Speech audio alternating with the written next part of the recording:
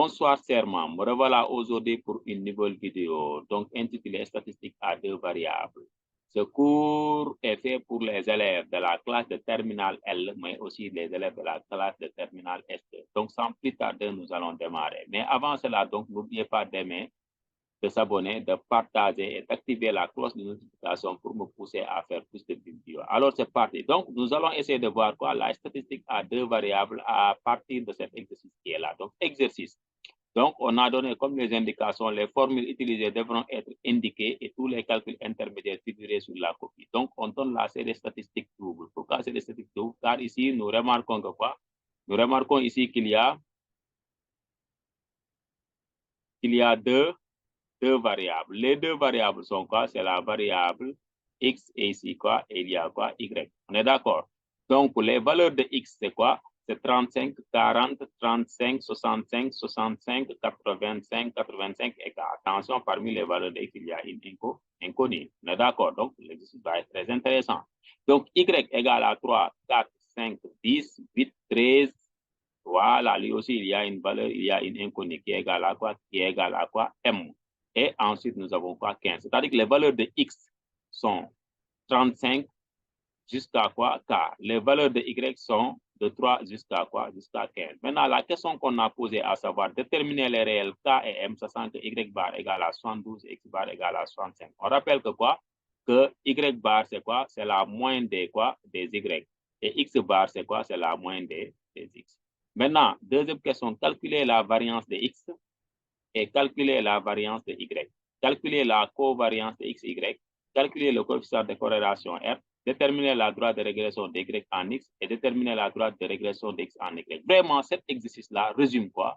Résume votre cours sur la statistique. Si vous le suivez bien, vous allez comprendre comment faire un exercice en statistique. Donc, allez, accrochez-vous. Donc, on va passer à la correction. Première question. On a dit que quoi? Déterminer les réels K et M, sachant que Y bar égale à 72, X bar égale à 65. Donc, nous allons voir comment faire cela. Donc, voyez ici, donc, on a dit ici que quoi? Déterminer les réels quoi? K et M, sachant que quoi? Que X bar égale à 72, Y bar égale à combien? Égale à 65. Maintenant, on rappelle que la formule de X bar, c'est la somme des quoi? Des I allant de 1 jusqu'à N des XI sur N. Où N, c'est quoi? C'est le nombre de colonnes. On a 1, 2, 3, 4, 5, 6, 7, 8. Donc, on peut dire ici que quoi? Que N, c'est-à-dire que la valeur de N, c'est égal à combien? C'est égal à 8. Donc, ça, c'est le nombre total. On est d'accord? Donc, c'est égal à 8. Voilà. Maintenant, ici, on va voir, on a dit que X bar, c'est la somme des I allant de 1 jusqu'à N des XI sur N. Or, on avait dit que quoi? Que X bar, par hypothèse, c'est égal à combien? C'est égal à 65. Donc, raison pour laquelle on a dit ici que quoi? Que X bar égale à 65. Je vous rappelle ici, on a mis ici quoi? Petit x. On a mis ici petit x. Là, on a mis ici quoi? Grand x. Il n'y a pas de problème. Ça revient au même. Donc, on a X bar, c'est la somme des I allant de 1 jusqu'à N des XI sur N. OK, ça c'est égal à quoi? C'est égal à 65. On est d'accord? Maintenant, somme des XI, I allant de 1 jusqu'à N, c'est quoi? On fait la somme de toutes les valeurs de X. Vous voyez, les valeurs de X sont 35, 40, 35, 65, 65, 85, 85. Quand on fait la somme de ça, qu'est-ce qu'on obtient? On va avoir ici quoi? 35, 40, plus 35, plus 65, plus 65, plus 85, plus 85, plus K. Et quand vous faites la somme de ce qui est là, vous allez avoir 410 plus K divisé par quoi? Par 8. Je vous rappelle que N égale à combien? Égale à 8. Maintenant, ça veut dire ici que quoi? Que 410 plus K égale à quoi? 8 fois 65. On met quoi? Le produit croisé. On est d'accord. On prend le 8, on le multiplie par ça. Donc ici, le dénominateur de 65, c'est comme si c'est égal à 1. C'est pourquoi ici, on a ici quoi? 410 plus K égale à 8 fois 65. Donc on peut dire que 410 plus K égale à combien? Égale à 520 après calcul. Donc, nous continuons ici. On aura donc K. Donc, nous, n'oubliez pas qu'on va avoir la valeur de K. On transpose 410. Donc, on prend 410, on le transpose de ce côté-là. Quand on le transpose, puisque son signe est positif, donc ici, on a K égale à 520 moins 410. Donc, 520 moins 410, quand on fait le calcul, K égale à quoi? Égale à 110. Vous voyez, la question, elle est très intéressante. Donc, parce qu'on a dit ici, on connaît la valeur de quoi? La valeur de X bar. Parmi les valeurs de X, il y a une inconnue. Donc, on fait la somme. Donc, on applique tout simplement la formule. De la même manière aussi, on peut chercher quoi? La valeur de quoi? La valeur de M. voyez ici, parmi les valeurs de y, il y a m qui est l'inconnu. Donc, ici, on vient de trouver que quoi? Que k égale à combien? Égale à 110. Maintenant, on va faire la même chose pour trouver quoi? La valeur de y, mais en utilisant quoi? Les valeurs de y. Donc, on sait que y bar, c'est la somme des quoi? Des yi sur quoi? Sur n. C'est ça qu'on a mis ici. C'est la somme des yi sur n. On est d'accord? Maintenant, somme des yi sur n, on sait que somme des yi, si on calcule, si on fait la même chose que tout à l'heure, on aura 3 plus 4 plus 5 plus 10 plus 8 plus 13 plus 15 plus m. Maintenant, quand on fait la somme de 15 plus 13 plus 8 plus 10 plus 5 plus 4 plus 3, qu'est-ce qu'on obtient? On va avoir 58. On n'oublie pas que m fait partie de ces valeurs-là, donc ça va donner quoi? 58 plus m. OK? 58 plus m sur 8 égale à quoi? 72. On fait la même chose, donc 58 plus m égale à 8 fois 72. Donc, on met quoi ici? On met ici quoi? C'est le produit croisé. Donc, ce nombre qui est là, donc, c'est le nombre qui est là. Qu'est-ce qu'on fait? On le multiplie par quoi? Donc, le nombre qui est là, donc, on a ici 8 multiplié par quoi? Par 72. Attends, je prends le stylet. Mais donc, on aura ici quoi? 8 multiplié par quoi? Par 72. On est d'accord, on aura 58 plus m égale à 8 fois 72. Donc, 58 plus m égale à 576, car 8 fois 72 égale à 576. On est d'accord. Donc, m égale à 576 moins 58, parce que ici, on a transposé quoi? On transpose ici quoi? 58 de l'autre côté. On est d'accord. Quand on le transpose ici, on aura moins 58. Donc, m égale à quoi? 518. Donc, c'est une question très intéressante. En général, les élèves ont des problèmes pour déterminer. Maintenant, on connaît la valeur de k qui est égale à 110. On connaît la valeur de m qui est égale à quoi? 510. Maintenant, on passe à la deuxième question. Maintenant, la deuxième question, c'est quoi? La deuxième question, c'est quoi? Quelle est la variance de x? Maintenant, dès qu'on connaît toutes les valeurs de x, on connaît toutes les valeurs de y, on peut utiliser quoi? La disposition pratique du tableau statistique. Cela veut dire quoi? Moi, en général, je demande aux élèves de mettre quoi? Voici maintenant les valeurs de x. Les valeurs de x sont quoi? 35, 40, 35, 65, 65, 85, 85. K égale à quoi? 110 que nous venons de trouver. De la même manière, m égale à quoi? 518. Donc, on connaît toutes les valeurs de x, on connaît toutes les valeurs de y. Maintenant, on cherche quoi? X fois y. Donc, x fois y, comment on fait? C'est 3 fois 35, ça fait 105. 4 fois 40, ça fait 160. 5 fois 35, ça fait 175. 10 fois 65, ça fait quoi? 650. 8 fois 65, ça fait quoi? 520. Et 13 fois 85, ça fait 1105. Et ici, ainsi de suite. Donc, on prend par exemple 15 fois 110, ça fait quoi? 1650. Donc, on met ici quoi? Le total. Le total, c'est quoi? C'est la somme de toutes ces valeurs qui sont sur cette ligne-là. Donc, quand vous faites le total, ça va vous donner ici quoi? Le total est là. Ça fait 48 395. La somme des YI aussi, le total, c'est quoi? C'est 576. Et la somme des XI, le total, c'est quoi? C'est 520. Vous allez voir que ces valeurs-là vont être très importantes pour faire les calculs rapidement. Maintenant, on met quoi? XI carré. Donc, on met tout, on met quoi? X carré. Les XI carré, on le calcule. Ça veut dire ici que quoi? 35 au carré, ça va donner quoi? 1225. 40 au carré, ça va donner 1600. 35 au carré, 1225, vous pouvez vérifier avec la machine. 65 au carré, vous allez avoir 4225. Ainsi, on continue comme ça, 65 au carré, ça donne cette valeur-là, jusqu'à quoi? À la dernière valeur. Maintenant, quand on prend la somme des xi carré, ça va donner quoi? 39 050. Donc, voilà aussi, ça va être très important pour faire les calculs. Maintenant, on fait la même chose pour y carré. Les y carré, voici 3 au carré, c'est quoi? C'est 9, 4 au carré, c'est 16, 5 au carré, c'est 25, 10 au carré, c'est 100, ainsi de suite. Jusqu'à quoi? 15 au carré, c'est quoi? C'est 225. Quand on fait la somme, on aura ici quoi? 268 930. Maintenant, à partir de là, on pourra appliquer les formules et donner quoi? La résolution numérique. On continue maintenant. Calculons la variance de x et la variance de y. On rappelle que la variance de x est notée quoi? V de x. Il y a aussi certains qui l'appellent quoi? Var de quoi? De variance de quoi? De x. On est d'accord, variance de x. OK? Il y a certains aussi qui l'appellent quoi? Variance de x. Et l'autre aussi, on l'appelle quoi? On l'appelle variance de quoi? De y. Donc, on l'appelle variance de y. Variance de y, c'est quoi? On l'appelle quoi? B de y. On est d'accord. Maintenant, B de x, c'est quoi? B de x, c'est la somme des xi au carré. Excusez-moi, ici, il y a un carré. Donc, c'est la somme des xi au carré sur n moins x bar de tout au carré. On est d'accord. Donc, la somme des xi au carré sur n moins x bar de tout au carré, ceci, ça va donner quoi? Or, on sait que la somme des xi au carré, d'après le tableau, la somme des xi au carré, regardez, la somme des xi au carré, donc la valeur c'est quoi? C'est 39,050. Donc, c'est ça qu'on a mis ici. Donc, ça va donner 39,050 et la valeur de n, quoi, c'est égal à 8. On avait trouvé que quoi? On avait calculé quoi? X bar. X bar, c'était quoi? 65. Donc, ça donne 65 au carré. Donc, les calculs vont donner quoi? Somme des x au carré sur n moins x bar, ça va donner 39,050 divisé par 8.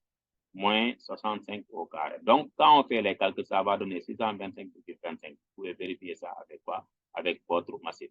Maintenant, B de Y aussi, c'est la somme de YI au carré. Là aussi, c'est la somme de quoi? YI au carré sur N moins Y bar de tout au carré. Maintenant, la somme de YI au carré, je rappelle aussi, vous voyez, donc la disposition pratique est très importante. C'est 260 932. Donc, on a mis ici 270 932 divisé par 8 moins 72. Pourquoi 72? Car Y bar égale à quoi? 72 au carré. Les calculs vont donner quoi? 28 432,5. Donc, voici la valeur de quoi? B de Y, voici la valeur de quoi? De B de X. Ouais, on applique tout simplement la formule, c'est pas tout sur les computers. Maintenant, calculons la covariance de X, Y. On rappelle la formule de covariance, c'est quoi? C'est la somme de X, Y sur N moins X bar, Y bar. Or, la somme de X, Y, voyez, on l'avait déjà. Donc, ce tableau-là, c'est-à-dire qu'il ne faut pas commettre d'erreur ici. Dès qu'on fait ce tableau-là correctement, donc les calculs deviennent très simples. Somme de X, Y, la somme de X, Y, c'est combien? C'est 48 395. Donc, 48 395, ça est là. Donc, 48 395 divisé par quoi? Par n, qui est égal à 8. Et x bar, y bar, on savait que x bar c'était 65, y bar c'est quoi? 72. Donc, on le met ici. Si vous voulez, vous pouvez mettre ici même parenthèse. On est d'accord? 65 fois 72. Après calcul covariance, ça va donner quoi? Ça va donner 1362,375. OK, on continue maintenant. Calculons quoi? Le coefficient de corrélation linéaire. Mais avant cela, donc, on tient à rappeler quoi? Que le coefficient de corrélation linéaire, c'est quoi? Donc, il est toujours entre moins 1 et 1. C'est lui qui permet de savoir est-ce qu'on a un bon ajustement ou pas. Parce que, donc, théoriquement, si, par exemple, la valeur absolue de R est comment? Est supérieure ou égale à quoi? Est supérieure ou égale à quoi? 0,87. Alors, on dit que quoi? Qu'on a une forte corrélation. On est d'accord? Maintenant, si elle est inférieure à 0,76, on a une faible corrélation. On est d'accord? En général, donc, si la valeur absolue de R est supérieure à 0,87, on a une forte corrélation. Donc, on dit qu'un ajustement linéaire est justifié. Donc, ou bien qu'il y a une forte liaison entre la droite T1 et T2. Donc, nous verrons ça dans les autres exercices. Maintenant, on continue. Donc, le coefficient de corrélation, c'est toujours entre moins 1 et 1. C'est-à-dire, quand tu trouves une valeur qui n'est pas dans l'intervalle moins 1 et 1, et qui dépasse largement quoi? Moins 1 ou 1, on est d'accord? Autrement, c'est-à-dire que la valeur absolue de quoi? La valeur absolue de R est inférieure ou égale à, est toujours inférieure ou égale à 1. Maintenant, quand vous cherchez la valeur absolue de R, vous trouvez que quoi? C'est strictement supérieur à 1, ce que vous avez fait, c'est pas bon. Donc, le coefficient de corrélation est toujours entre moins 1 et 1. Maintenant, donc, le coefficient de corrélation ici, entre quoi x, y, donc là aussi, il y a quoi R, hein? On dit c'est le coefficient de corrélation R, on le note comme ça. Bon, si on veut, on le note comme ça ou comme ça. Donc, la coefficient de corrélation R de x, y, c'est covariance de x, y sur la racine carrée de la variance de x fois la variance de y. Ou bien, c'est covariance de x, y sur quoi? L'écart type de x fois l'écart type de y. On rappelle que quoi? Que l'écart type de quoi? Bon, l'écart type, on rappelle que quoi? Que l'écart type de quoi? De x, que l'écart type de x égale à quoi? Égale à la racine carrée de quoi? De la variance de quoi? De la variance égale à la racine carrée de quoi? De la variance. Bon, c'est un peu difficile d'écrire avec le stylet. Hein. Je vais effacer ça et l'écrire correct. Essayer de l'écrire correctement. Donc, on va voir si on peut avoir une écriture qui est mieux, par exemple. On va tout démarrer par ça. Donc, on a, je disais, c'est égal à quoi? Racine de quoi? De B de X. On est d'accord? Donc, l'écart type de X, c'est comme ça. C'est égal à quoi? C'est égal à la racine carrée de la variance. Donc, vous avez compris. Donc, vous voyez, écrire avec l'stylet, c'est un peu difficile. OK? Donc, vous essayez de réécrire ça encore. Pourquoi je prends ça? Donc, ça va donner ici quoi? Je mets ici égal. Donc, on a ici quoi? C'est l'écart type de quoi? L'écart type de x. Donc, l'écart type de x égale la racine carrée de la variance et l'écart type de y, c'est la racine carrée de la variance de y. OK, maintenant, on sait que l'écart type de x, y, c'est covariance de x, y sur la racine carrée de b de x fois la racine carrée de b de y, ou bien covariance de x, y, c'est l'écart type de x fois l'écart type de y. Mais puisque ici, on connaît la variance de x et on connaît la variance de y, on remplace quoi? Le covariance par sa valeur que nous venons de calculer. Voici le covariance, 1369,375. Et on savait aussi que quoi, la variance de x et la variance de y qui ont été déjà calculées. La variance de x c'était 625,25 et la variance de y c'était quoi? C'était égal à 28 432,5. On le remplace dans cette formule que vous voyez là. Ça va donner quoi? 1369,375 sur la racine carrée de quoi? De 656,25 fois 280 fois 28 432,5. Après calcul, on a R égale à 0,317. Donc, R égale à 0,317, R est entre moins 1 et 1. Mais on peut dire ici que quoi, qu'on a une très faible corrélation. Là, vous voyez ici que 0,317 est largement en dessous de quoi? De 0,66. On est d'accord. Donc, on a une très faible corrélation. Maintenant, on va déterminer quoi? Déterminons la droite de régression de Y en X. Attention, on a dit de Y en X, c'est différent de X en Y. Nous allons voir la différence. Donc, on le note delta de Y en X. Y égale à quoi? AX plus B. Maintenant, comment déterminer A et comment déterminer B? A, c'est quoi? C'est la covariance de X, Y sur, voyez, la variance de X. C'est-à-dire que cette variance de X-là, voyez, parce que, pourquoi variance de X? Parce que, voyez, ici, c'est Y, ça sent X. Donc, ici, on met la variance de X. Et B, c'est quoi?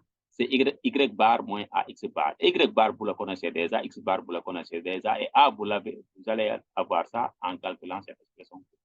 Donc, on aura ici quoi? A égale à combien? Covariance. On connaît la valeur de covariance qu'on a déjà calculée, qui est là, 1369,375, et la variance de X, c'est combien? On le connaît, c'est 655,25 d'après les premières questions. Après calcul, on a A égale à 2,0427 après avoir arrondi. OK?